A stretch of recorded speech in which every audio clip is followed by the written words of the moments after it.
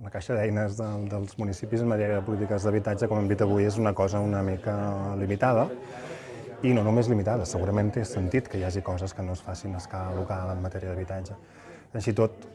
que hi ha com dues coses molt importants, fins i tot podríem dir que una, fonamentalment, que és la que té a veure amb la gestió urbanística. Vull dir, al final, quan pensem quin model de municipi volem, és important que pensem quina mena d'habitatges tenim i que garantim que té la densitat i l'assecabilitat que faran que tinguem això, municipis més vivibles, amb més benestar, que generin oportunitats per a tothom. Hi ha una altra dimensió, també, com us deia avui, que té a veure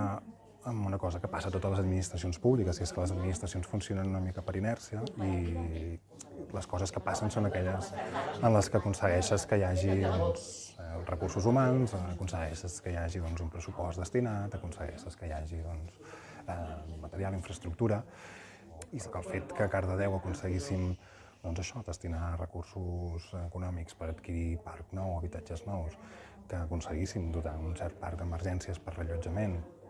que d'alguna manera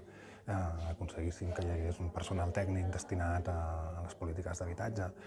i que donéssim suport a projectes que han acabat implantats amb solidesa a Cardedeu, com alguns projectes cooperatius més que interessants, doncs, és una cosa que està clar que fa content, perquè fa content que les coses que vols que passin, passin, no?